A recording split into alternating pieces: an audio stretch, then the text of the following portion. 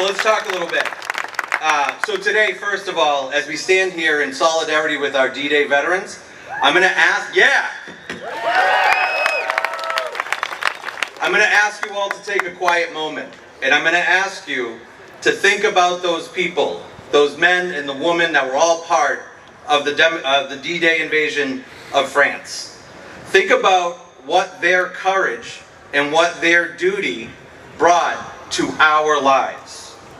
Those men, women, and other people drove fascism out of Europe and put their bodies in the ground to make it a real thing. Now consider, because this is important, their fear. Because without their fear, those days on D-Day, there would have been no courage. Those young men on the beach and those that flew in on airplanes, pushing forward into the unknown, were afraid. That fear lived in every officer and enlisted member who helped bring that mission and freedom to Europe. There was fear in the hearts of men, women, and those who could not safely say who they were, yet performed with exceptional valor. Black and brown service members who were not given the same opportunities to show their bravery, but who still served to build a future for those not accepted by the system. And in fear, the families and communities of the United States was far too often realized. That was the state of America on D-Day. I'm going to ask you to give a 5-second moment of silence for all those that have passed.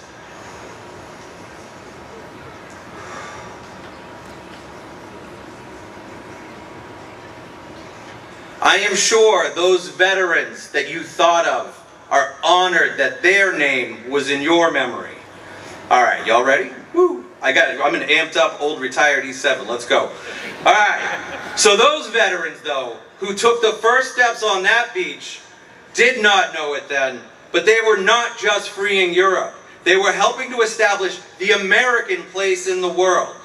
The momentum they created carried the fight through Europe, through the hedgerows, through Caen, and during Patton's breakout in the lowlands.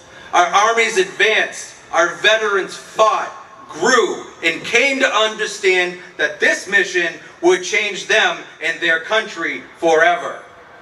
They learned,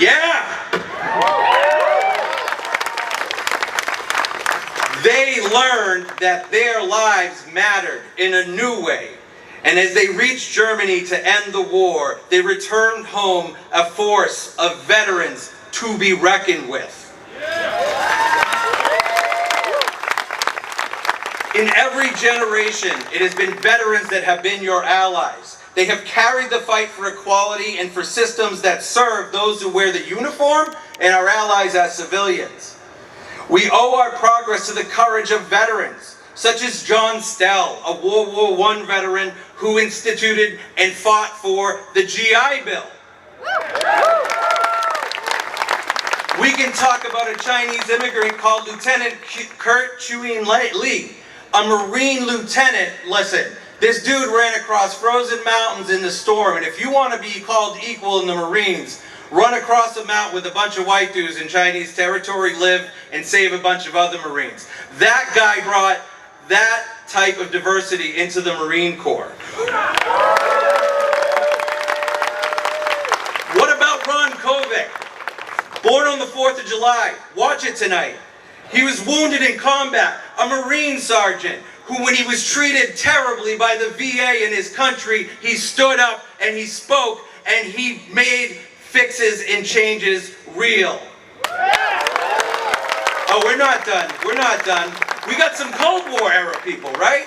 We got Miriam Ben Shalom. She fought her way back into service after getting kicked out, discharged for being gay. What about oh man, her name's tough. Woo!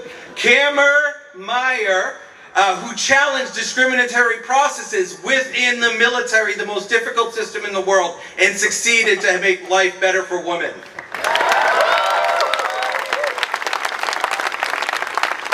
Together, they helped shape a military that strives to honor the dignity of all those who serve. And we will not let that work be undone.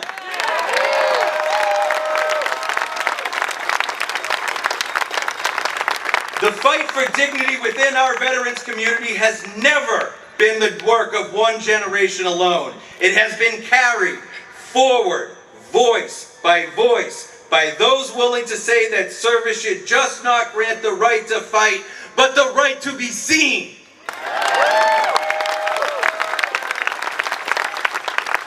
It is from these long lines of veterans who stormed beaches, crossed frozen mountains, fought in jungles, lived in the hot, crappy desert for years and years, and stood in courtrooms that we all now draw our strength. I was in the desert for a long time. Thank you. Thank you. I'm gonna just close out with this. My generation, our generation of veterans, rose from the embers of 9/11. Our country called out from across the sea to the other side of the sea, from World War II veterans, to Korea veterans, to Vietnam veterans, and a million unnamed conflicts in between. This generation, the OIF, OEF, GWAT generation, answered that call.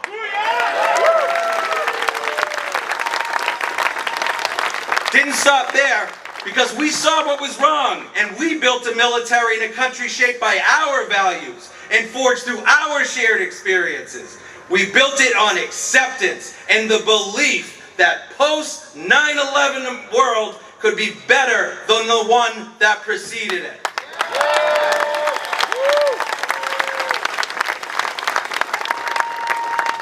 Many of those heroes fought not just for freedom abroad, but to fulfill the promise of citizenship at home.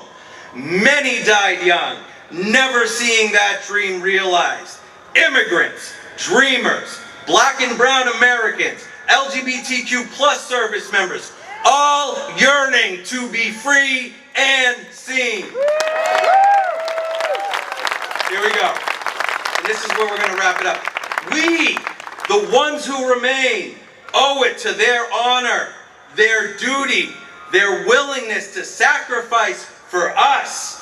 So today, we will speak for those who cannot speak. Yeah! On D-Day at Pointe du Hoc, Army Rangers had to scale sheer cliffs to take out an enemy position that was raining hell down on the D-Day veterans on the ground. Their commander, while these guys are pinned up against the wall, enfilade fire, everything is bad, people are getting hurt, and Lieutenant Colonel James Earl Rudder, they said, "What do we do, sir?" And he said, "Rangers lead the way." That was, you could clap for that. I'm going to be real, I don't clap for Rangers either, I get it. So, listen though, that spirit did not stay on those cliffs, it did not die. It carried forward through every generation of veterans who fought not only on the battlefield, but for the rights and the dignity of those who serve. And now it is our turn. Veterans know this fight is not finished. It is on us to stand for unity, for equality, and the promise made to the country to those who serve. The promise that none are left behind and all are treated with dignity. We're going to close here. We're going to do some callbacks. So, if you want to be like those guys on Pointe du Hoc, so when I say, "Follow me," and this is really popular in the military, I'm going to ask you to say, "Lead the way." So if you believe in a united army that preserves the Constitution, follow me. Lead the way. If you believe in dignity and the rights of humans, follow me. Lead the way. If you believe that we are a greater country than we represent right now, follow me. Lead the way. We serve the people. We serve the Constitution. And that is the truth. And that is why they fought on D-Day. Not to serve a king. Not to serve a tyrant. But defend a nation of free people. Governed by law and bound by the promise of equality. Thank you. I'm John Moses from Chelmsford.